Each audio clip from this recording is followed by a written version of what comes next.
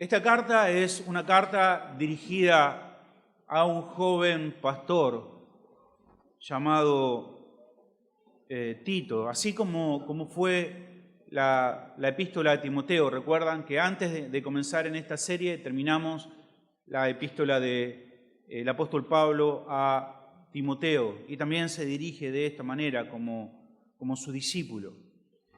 Esta es una pequeña carta de solamente 3 capítulos y es una carta que precisamente fue escrita en medio de la epístola de Primera de Timoteo y Segunda de Timoteo. Es decir, el apóstol Pablo escribe su primera epístola, su primera carta a Timoteo, seguidamente lo hace con Tito y luego vuelve a escribir una segunda carta a Timoteo. Así que pensando en el tiempo que fue escrito y la diferencia y la distancia que hay entre una carta y otra son son contemporáneas, digamos, con las cartas a Timoteo, y también el apóstol Pablo se encuentra en la misma situación también de encarcelamiento. El autor, lo dicen aquí los versículos, es el apóstol Pablo y el destinatario es este hombre llamado Tito. Tito es un griego que se convirtió al cristianismo. A diferencia de Timoteo, que Timoteo era medio gentil, o sea, medio griego y medio judío, hijo de madre judía y de padre gentil, por eso fue que Timoteo fue circuncidado. En este caso, Tito es puramente gentil, él es griego, él no es judío. Y es por eso que cuando nosotros leemos las Escrituras vemos que hay una disputa si es que Pablo en alguna oportunidad hizo que Tito entre al templo, porque obviamente alguien que era gentil no podía hacerlo. Pero este es el caso de Tito y podemos saber algo más de él leyendo la carta del apóstol Pablo también a los Gálatas, allí en el capítulo 2, en el versículo 3, habla de la conversión del apóstol Pablo, la conversión de Tito, ¿sí? Bajo el ministerio del apóstol Pablo, y luego también encontramos referencia de él en 2 de Corintios, cuando sin dudas es Tito el que ayuda al apóstol Pablo a llevar esta carta a estos hermanos. Pablo se refiere a él como un compañero, como un colaborador del ministerio, y vimos cuando terminamos la carta de 2 de Timoteo que hace también referencia a Tito diciendo de que lo había enviado a otro lugar, que no estaba con él precisamente porque el apóstol Pablo lo había enviado a hacer ministerio a otro lugar. Y ahora nosotros vemos acá en el verso 4 que lo llama un verdadero hijo en la fe. Y es el mismo vínculo prácticamente que tiene con Timoteo. Es un verdadero hijo en la común fe. Ahora, en este momento, Tito se encuentra en una isla realmente grande en el mar Mediterráneo, una isla que se llama Creta, y es el lugar donde Tito está sirviendo. Es el lugar donde el apóstol Pablo puso a servir a Tito. Y la pregunta que podríamos hacernos nosotros es, ¿cómo es que llega el Evangelio a un lugar como Creta? Bueno, y tenemos algunas pistas acerca de eso. Cuando Lucas escribe Hechos de los Apóstoles, Hechos es escrito por Lucas, Lucas hace mención que en la fiesta del Pentecostés, allí cuando ocurre el derramamiento del Espíritu Santo, había algunos judíos que eran originarios de Creta. Entonces se cree que esos judíos luego regresaron a Creta y comenzaron a predicar el Evangelio, comenzaron a hacer ministerios en aquel lugar. Así que esta puede ser una de las posibilidades de cómo el Evangelio llegó a Creta.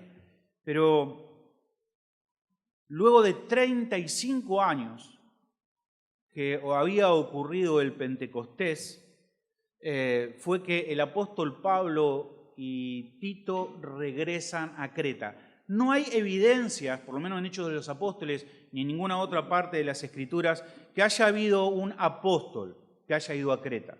Aparentemente los hermanos recibieron el Evangelio, abrieron iglesias en distintas ciudades, comenzaron a hacer ministerio y 35 años después visita allí las iglesias y la isla el apóstol Pablo junto con Timoteo. Se encuentran que había mucho legalismo en medio de las iglesias.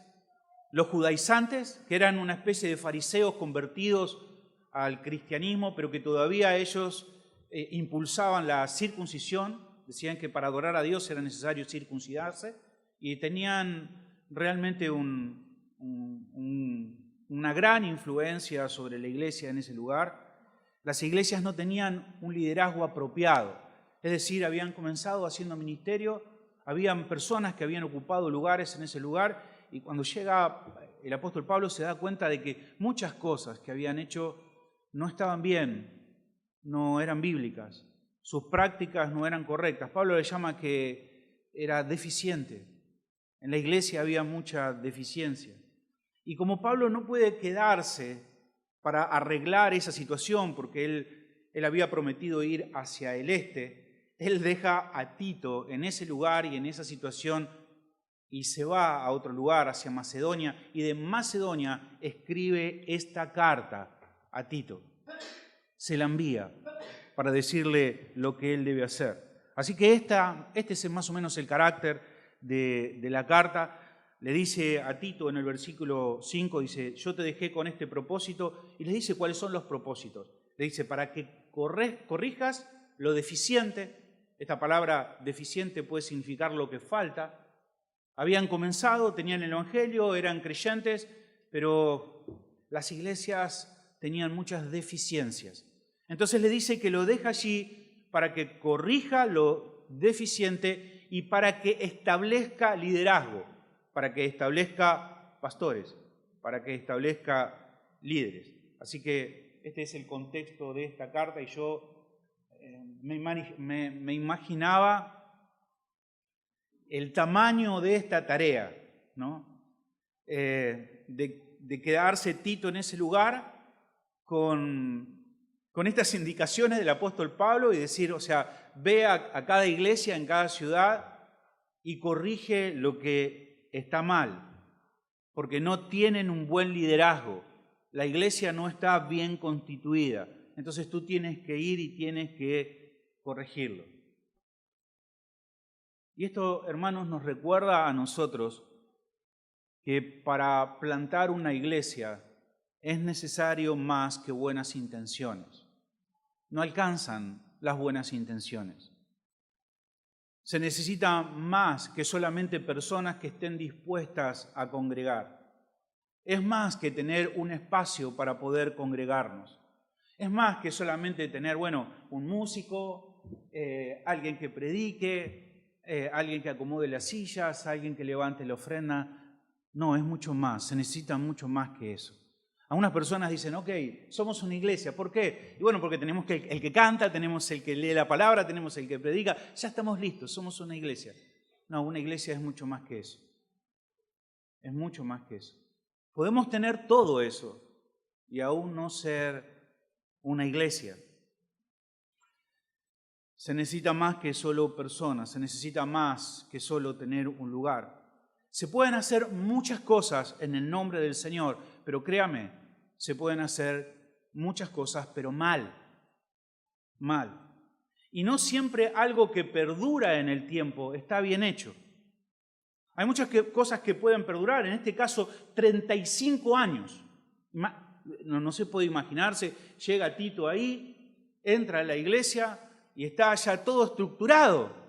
Ya está, el hermano Cleto que toca el sofar, ¿no? Y él toca el sofar, hace 35 años que está ahí. Y hay testimonios que se sanaron los hermanos porque el hermano Cleto tocaba el sofar, el hermano Pancho, él tiene el ministerio de la chacarera santa y la hermana Leticia es la que está a cargo de la iglesia. Hace 35 años, pero está mal. y hay que corregirlo. No significa que porque algo permanezca mucho tiempo esté bien. Eran hermanos, eran creyentes, con buenas intenciones, pero no son suficientes las buenas intenciones. Y esto es lo que nosotros vemos en estos pasajes. Hay iglesias que tenían mucho tiempo predicando el Evangelio, haciendo ministerio, pero estaban en el error. Ellos podían seguir con sus carteles, por decirlo de alguna manera, no sé si lo tenían o no, es decir, seguir con sus ministerios abiertos, pero estaban haciendo una iglesia a su manera, a su forma. Habían hecho una iglesia a su gusto. Y ahora, ¿cuál es el propósito de esta carta? Bueno, es una carta muy corta, muy cortita. Cuando nosotros pensamos en esto, en 3 capítulos, pensamos por qué el apóstol Pablo no le dijo estas cosas en un rato o en el viaje a Tito. Le dijo, mira, hay que cambiar esto, hay que hacer esto, hay que hacer esto. No, le envía una carta. La carta no solamente es para recordarle a Tito lo que tenía que hacer. La carta es un respaldo de autoridad. Tito tiene que ir a un lugar y tiene que decirle, usted no está preparado para el liderazgo, usted no puede estar en ese lugar. Y las personas que estaban ahí le iban a decir, pero ¿y usted por qué me dice eso? ¿Qué autoridad tiene para decirme que yo no puedo hacer lo que estoy haciendo? Entonces Tito podía tomar la carta y decir, porque usted no cumple los requisitos que son necesarios para el liderazgo. Usted no puede estar en ese lugar. Y es por eso esta carta.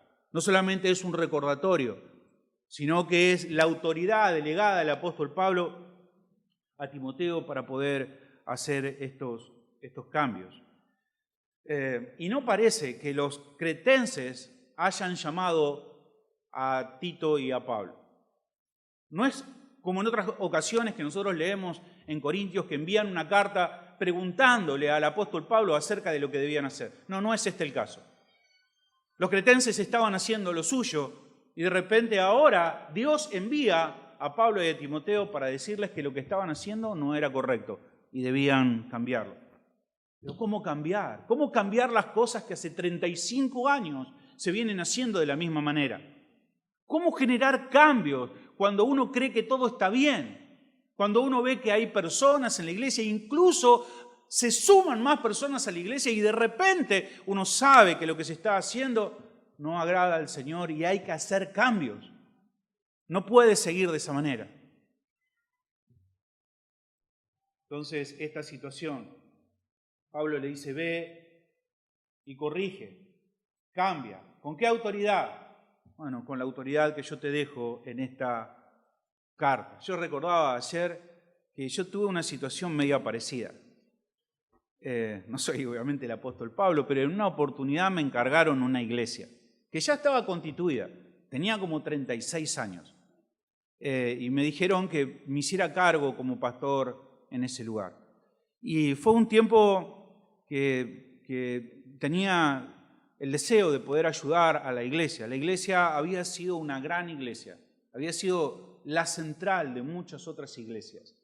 Así que fui allí, el pastor ya no quería estar en ese lugar, me presenta a los pocos hermanos que estaban en ese lugar como pastor y me dijo, bueno, ok, acá está la iglesia. Hice una primera reunión a ver qué era lo que hacía cada hermano en ese lugar. Y me presentaron a un hombre del ministerio que era el que llevaba las finanzas, era el tesorero del ministerio. Él era el que tenía casi el control de todas las cosas. Él era el que tenía la llave de la oficina pastoral, él le había hecho ahí su oficina, él ocupaba ese rol. Y digo, bueno, ok, vamos a comenzar a trabajar con lo que tenemos. En la primera reunión, el tesorero no viene a la reunión. Y en la segunda reunión tampoco. Y yo digo, qué raro, se habrá enfermado, se habrá muerto, algo habrá ocurrido. Y me dice, no, pastor, lo que pasa es que hay fútbol. Él cuando hay fútbol no viene. ¿Cómo? No viene. Él viene de vez en cuando. Pero él es parte del ministerio. Sí, él tiene la llave de todo. ¿Y cuándo viene? De vez en cuando. No, eso no puede ser, eso hay que corregirlo. No puede ser así. No debe ser así. Y bueno, hay veces que cuando uno se encuentra con situaciones que hace muchos años que viene ocurriendo de esa manera, uno tiene la tentación de decir, dejemos todo como está, para que no haya problema, para que no haya dificultades. Pero nosotros no buscamos agradar a las personas, nosotros buscamos agradar a Dios. Buscamos agradar a Dios. Así que, bueno, nosotros cuando leemos una carta como esta nos hacemos muchas preguntas. La pregunta que más normal que pudiéramos hacernos es ¿por qué tenemos que estudiar una carta como esta, que es una carta pastoral, podríamos decirla, con indicaciones para un pastor cuando yo no tengo el deseo de ser pastor? Yo no soy pastor. ¿Por qué estudiar una carta como esta? Bueno, la razón es sencilla. Porque muchas veces cuando nosotros venimos a la iglesia, nos preguntamos ¿por qué hacemos lo que hacemos? ¿Por qué la iglesia debe ser así?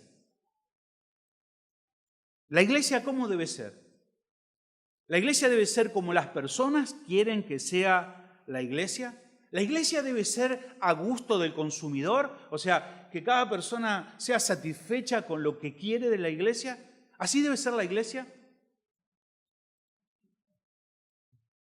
¿Será que la congregación, será que la iglesia debe funcionar como la congregación quiere? ¿O que debe funcionar como un pastor quiere? Bueno, tenemos muchas preguntas con respecto a esto. Y buscamos respuestas acerca de por qué cantamos lo que cantamos. ¿Por qué no cantamos algo más moderno? ¿No? Me gustaría cantar algo más moderno. ¿Por qué no aplaudimos? Yo vengo de muchos lugares. Yo aplaudía toda mi vida, ¿no? Yo vengo a una iglesia donde se aplaudía. En realidad no aplaudía yo porque no tengo oído ni para llevar al tono. Cuando todos aplaudían, yo aplaudía después. Entonces, para no desentonar, no lo hacía. Pero no sé si usted se preguntó, ¿por qué en esta iglesia no se aplaude? Yo me hago muchas veces esa misma pregunta. ¿Por qué no se aplaude? Porque es una iglesia que nos aplaude. ¿Y está bien? ¿Está mal? ¿Por qué la iglesia es así? ¿Por qué no damos gritos de júbilo? ¿Por qué no remolineamos? ¿Se preguntó usted? ¿Algún hermano se vino preparado alguna vez? Dijo, voy a remolinear. Bueno, no se remolinea. En esta iglesia no se remolinea. ¿Por qué no damos grito de guerra? ¿Por qué no amenazamos a Satanás? Satanás. ¿Por qué? Nunca lo amenazamos de acá. ¿Por qué no le reclamamos a Dios? Reclame a Dios, reclame. No le reclamamos nada. ¿Por qué? ¿Por qué solo cantamos 2 canciones, hacemos break? ¿Por qué no 3? ¿Por qué se predica tan largo? ¿Por qué no más corto? Un montón de preguntas que tenemos nosotros pensando en cómo debe ser la iglesia. Bueno, nosotros podríamos decir, nosotros no aplaudimos porque somos la IBS, Iglesia Bautistación, y la IBS no aplaude. O la IBS no remolinea, no grita gritos de júbilo, no lo hace. Pero no es tan simple la cuestión. Pero cuando nosotros llegamos a una carta como esta, nos damos cuenta que la pregunta que debemos hacer no es por qué hay cosas que no se hacen, sino cómo es que Dios quiere que su iglesia se comporte. Esa es la pregunta. ¿Cómo es que Jesucristo quiere que su iglesia sea? ¿Cómo Jesucristo quiere que su iglesia funcione? ¿Cuál es el énfasis que Jesucristo nos dice que debemos hacer en su iglesia? ¿Cuáles son las maneras o cuáles son las formas y maneras en que debemos hacer las cosas? Porque obviamente que si nosotros no tenemos en claro lo que Dios quiere, le vamos a dar prioridad a lo que a nosotros nos gusta o a lo que nosotros pensamos, a lo que la gente nos pida, a lo que la congregación quiera o a lo que un pastor le parezca correcto. Pero las cosas no son así. No es lo que la congregación quiere, no es lo que la gente pida, no es lo que un pastor quiera determinar sobre un lugar. No, se trata de lo que Jesucristo quiere que hagamos. Y cuando leemos una carta como esta, nos damos cuenta que es lo que Jesucristo quiere para su iglesia. Y por eso es bueno estudiar esto, aunque usted no tenga el deseo de ser pastor. Porque aunque no sea pastor, ni tiene el deseo de hacerlo, es bueno entender qué es lo que Jesucristo quiere para su iglesia, cuál es el diseño, cómo la iglesia debe funcionar y cómo y qué debemos hacer hasta que Cristo venga a buscarnos. Y en los primeros 4 versículos encontramos el saludo.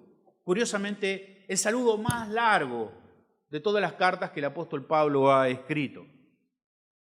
En el verso 1, él se identifica y dice quién es. Dice, yo soy Pablo, es el que escribe. Y dice que es siervo de Dios y apóstol de Jesucristo. Y esto es hermoso. Me gusta mucho, mucho la vida del apóstol Pablo. Me gusta mucho cómo él expresa su rol. Y él dice, yo soy un siervo. Él se ve a sí mismo como un siervo. Hay mucha distorsión acerca del liderazgo. ¿Qué es un líder? ¿Qué es un pastor? Bueno, el apóstol Pablo lo tiene muy claro. Dice, yo soy un siervo. El ministerio es eso, es servicio. El ministerio no se trata de una competencia hacia la cima del control. No, el ministerio es servicio. No se trata de tratar de resaltar sobre los demás. No, eso no es ministerio. El ministerio es servicio. Si usted tiene deseos de servir y está bien que lo haga y que tenga ese deseo, es bueno recordar de qué se trata el ministerio. El ministerio se trata de ser un siervo de Jesucristo. De eso se trata. Y hay un trasfondo precioso en esto, que tiene que ver con lo que significaba ser un siervo en el Antiguo Testamento. Había situaciones donde un judío podía ser esclavo de otro judío. En una situación de deuda o en cualquier otra situación, un judío podía quedar esclavizado de otro judío por un determinado tiempo. No era de por vida, a lo sumo 6 años. Pero durante esos 6 años él iba a tener un amo. Iba a ser esclavo de otro judío. Pero a los 6 años tenía la libertad de poder recobrar, valga la redundancia, su libertad, de terminar con ese servicio. Pero en ocasiones, hermanos, el siervo había notado tal gracia en su amo, tan buen trato. O sea, había sido tratado tan bien y entendía que lo mejor era continuar siendo esclavo de esa persona, que decidía seguir siendo esclavo, pero ya no por la ley, ya no por obligación, ya no por justicia, sino por amor. Y esto está bueno que lo recordemos. Porque muchas veces algunos leen esta carta y cuando leen que el apóstol Pablo es siervo, es doulos, es esclavo de Jesucristo, pueden decir, pobre Pablo, está contra su voluntad. Está en una situación terrible, está sirviendo al Señor obligado. No, el apóstol Pablo dice, yo soy esclavo por amor. Sirvo a mi Señor por amor y ese es nuestro servicio. Nosotros no servimos a Dios de mala manera, no lo hacemos de forma obligada. Servimos, somos siervos por amor. Aquel que nos ha dado todo. Aquel que derramó sobre nosotros toda gracia. Y le servimos por amor. Así que no hay que ser condescendiente con el apóstol Pablo. El apóstol Pablo no quiere que nosotros digamos, ay, pobre apóstol Pablo. No, él quiere mostrar el gozo que hay en poder servir voluntariamente a aquel que lo tomó como esclavo. Eso es lo que nos dice el apóstol Pablo.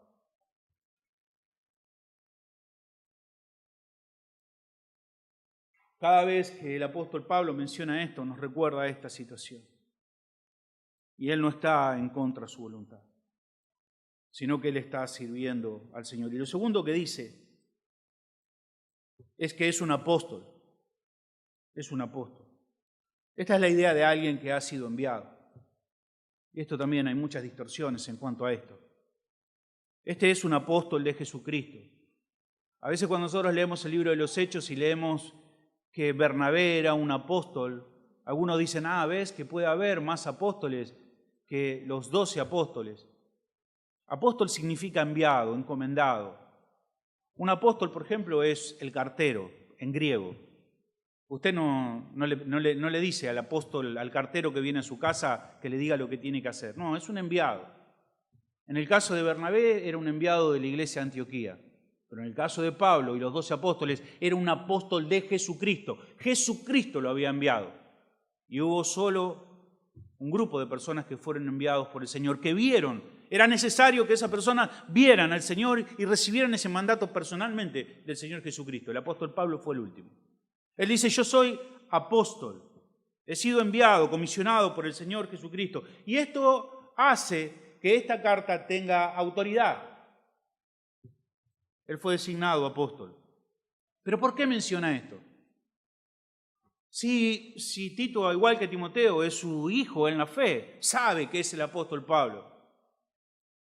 ¿Para qué poner en la carta una salutación tan larga diciendo Pablo siervo y apóstol de Jesucristo, enviado de Jesucristo?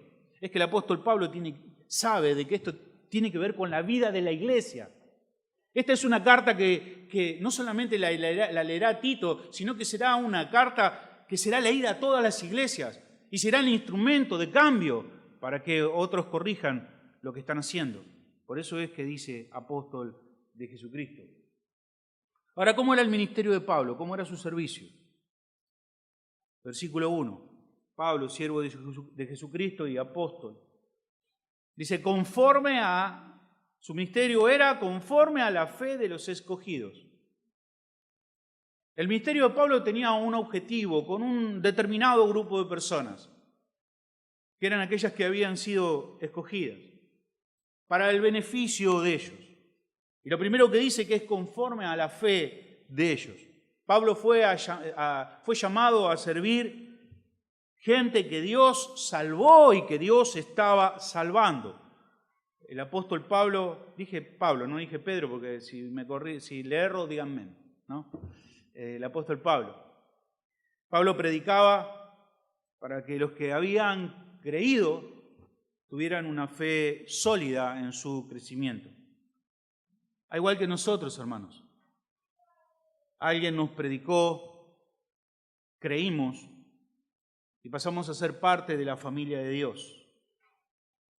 Estábamos en tinieblas, estábamos alejados, éramos enemigos de Dios, pero luego comenzamos a crecer en la fe. Y habiendo estado separados, tuvimos esperanza, tenemos esperanza. Pero si usted hoy está en esta situación que está lejos, quiero decirle que no es necesario que continúe de esa manera. Jesucristo ha resuelto nuestro pasado, el pecado que nos separaba de Dios. Él lo resolvió enviando a nuestro Señor Jesucristo. Este es el evangelio que Pablo predica y esta es la verdad que es proclamada a los escogidos. Y si tú estás aquí, sepa que también hay esperanza para vos, que puedes responder al llamado, a este llamado. Pero no solamente dice que es según o conforme a la fe de los escogidos, sino para que la verdad según la piedad también sea proclamada. El conocimiento de la verdad, hermanos, produce piedad. Un poquito de agua. El conocimiento de la verdad produce piedad. O sea que el conocer la verdad produce salvación. Si alguien no escucha la verdad, no puede ser salvo. Nadie puede ser salvo si no escucha el Evangelio. Solo el Evangelio tiene poder para traer a una persona de la muerte a vida espiritual. La verdad produce vida, produce salvación, pero la verdad también tiene el propósito de producir cambios. La sana doctrina está conectada a vidas santas. Nosotros no podemos decir, muchísimas gracias, nosotros no podemos decir que somos una iglesia de sana doctrina cuando nuestras vidas no son santas. La sana doctrina está conectada a vidas santas y esto es muy importante. Cuando conocemos la verdad, del Evangelio, esta verdad va a transformar nuestras vidas, nuestra forma de pensar, nuestra forma de actuar. Nadie puede decir que cree en las verdades del Evangelio y seguir viviendo como vivía antes.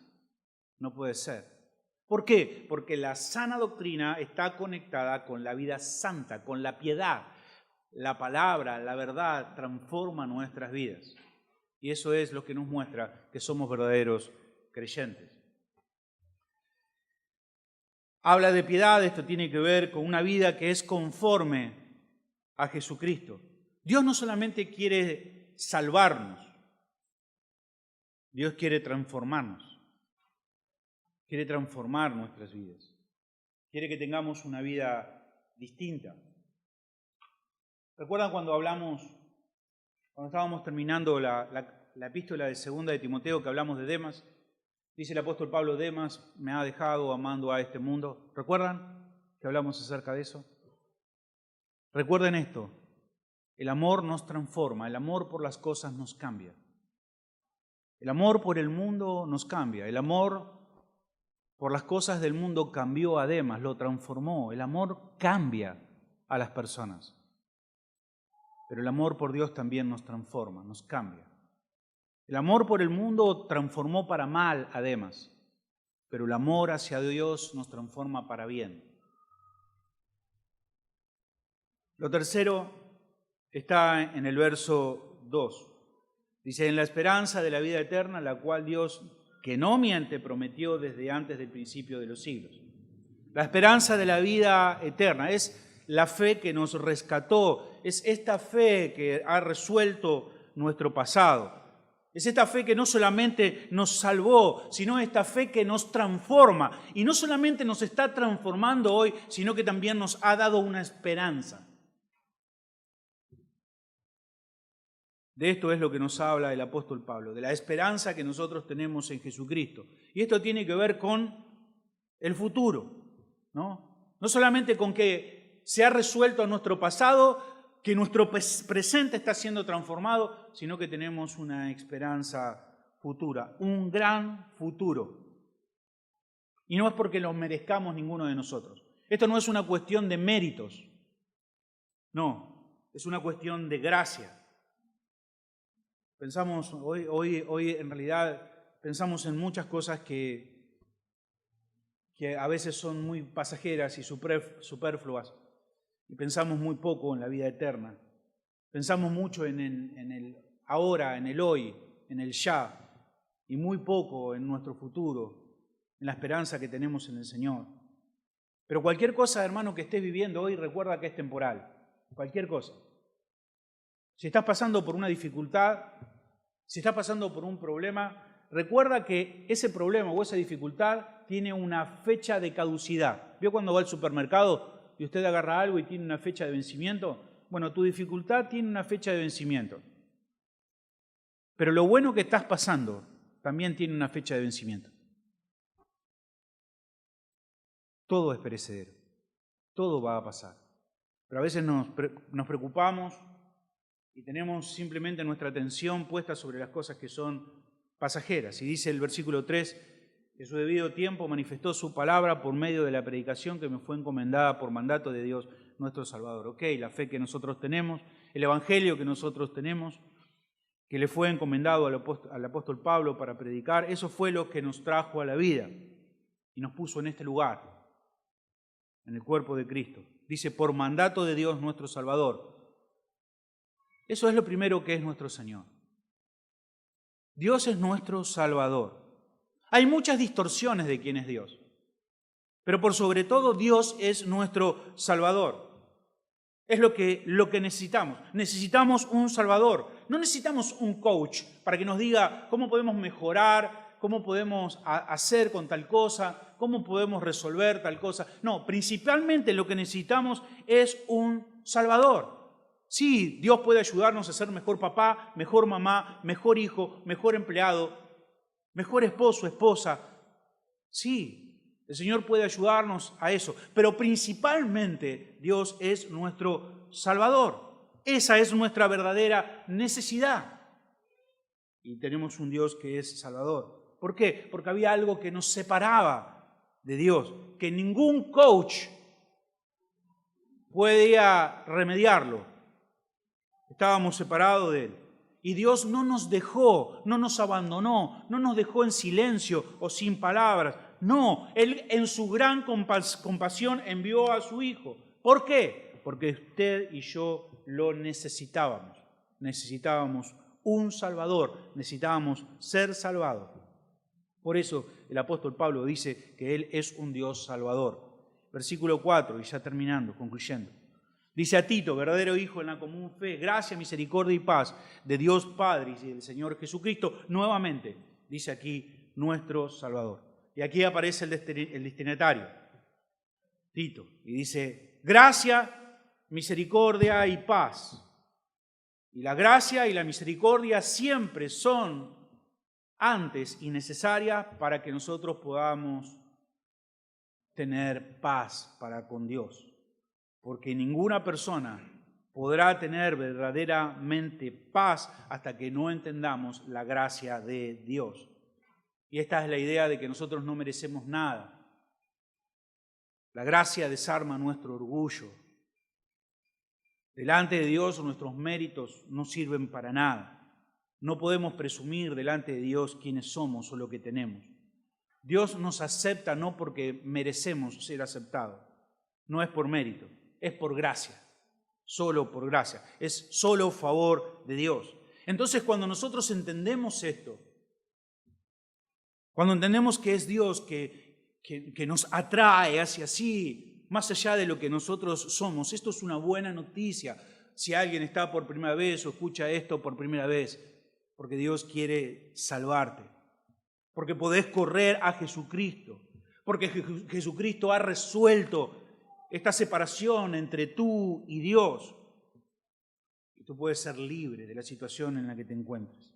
Y esto nos va a permitir disfrutar una relación con Dios verdaderamente libre, no que tiene que ver con lo que nosotros hacemos, sino con lo que Dios es, no basada en mi esfuerzo, sino basada en la fidelidad de Dios. Y cuando entiendo esto me ayuda a responder correctamente a Dios.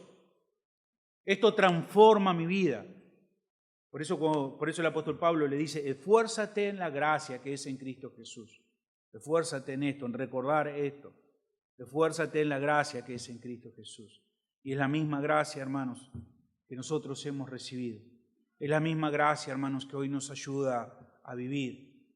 La misma gracia que nos lleva hoy a glorificar a Dios. Y nuevamente, y terminando este versículo y esta salutación, para luego en la próxima exposición ver cuáles son los requisitos del liderazgo, termina nuevamente esta carta diciendo que Dios es nuestro Salvador. Dios es nuestro Salvador. ¿Sabe? Estamos tan distraídos de las cosas que son verdaderamente importantes. Estamos embriagados de cosas pasajeras, preocupados por cosas que pasarán. Estamos atendiendo cosas que no son realmente importantes. Las personas están embriagadas no solamente por la fama de este mundo, por las posesiones de este mundo, sea cualquier cosa. Hay gente que simplemente está embotada por el partido del domingo, mareada, solamente prestando atención a cosas que son temporales, hermano, y esas cosas van a pasar. Todas esas cosas que para nosotros hoy son importantes van a pasar. Quiero que puedas pensar acerca de esto y pienses si fuera posible volver en el tiempo, que el Señor te permitiera volver. Le voy a pedir a los hermanos de la alabanza que estén pasando, porque luego vamos a participar. Ya veo a Nasa que se preparó ahí, está en el puesto de batalla, así que le voy a pedir. ¿Usted también quiere pasar a cantar? Pase nomás, no hay problema. No termine todavía. Piense esto, hermano. Piense que pudiera usted volver en el tiempo a la trágica mañana del 11 de septiembre del 2001. ¿Recuerdan la tragedia, la terrible y trágico suceso de las Torres Gemelas? El atentado del 9/11. Nosotros tuvimos la oportunidad de pasar por ese lugar. Entramos, hay todo un recorrido y cuando uno comienza a pasar por ese lugar, se empiezan a reproducir voces, relatos, situaciones que estaban ocurriendo en ese momento, en ese lugar. Es estremecedor. Usted entra a un lugar y ve como si estuviese en ese lugar las cosas que están aconteciendo o las cosas que van a acontecer. Pero imagínese que Dios le permitiera a usted volver en el tiempo y pudiera de alguna manera estar contemplando lo que ocurre. Las Torres Gemelas, edificios soberbios en la manzana ahí de Nueva York, la manzana de las luces. Las personas apuradas para entrar, dejando sus autos nuevos, preocupadas en su futuro. Pudiera usted quizá ir al piso, del piso 93 al piso 99, en 15 minutos va a chocar un avión de American Airlines a 700 kilómetros por hora y va a barrer prácticamente a toda persona que está en el lugar. Imagínese usted ahí, ve las personas que están riéndose, quizás mirando sus relojes nuevos, alguno aparentando de la ropa que tiene, pensando acerca de su futuro, pero hay una idea en su cabeza que lo perturba, porque usted sabe que en 15 minutos todo eso se va a caer a pedazos. Ve que la gente se ríe, que toma café, que va hacia un lugar, que va hacia otro, y usted dice, todo eso no tiene sentido. No tiene sentido porque dentro de 15 minutos esto va a ser solamente escombros. Se va a derrumbar. Y usted no puede ver o entiende que no tiene sentido que la gente se aferre a las cosas materiales. Quiero decirte algo, hermano. Todo lo que tienes y todo lo que ves se va a derrumbar. Este mundo se va a derrumbar. Todo va a ser deshecho. Y estamos demasiado pendientes del auto, de las cosas, del viaje, de las zapatillas, de la belleza. Las jóvenes, la belleza se va a derrumbar. No pierdas tanto tiempo con las selfies. Eso es superfluo. Va a terminar, no permanece. Muy pronto te vas a parecer a tu abuela. No prestes atención, disfrútalo. La juventud, las posibilidades, disfrútalos. Pero ten presente esto, todo eso va a ser destruido. Por eso debemos poner nuestra atención en las cosas que son permanentes, no en las cosas que son perecederas. Poner nuestra atención y saber que tenemos una promesa futura, que es Cristo. Y poner nuestra atención en estas cosas. Amén. Vamos a cantar y luego vamos a participar de la cena del Señor mientras cantamos el Señor.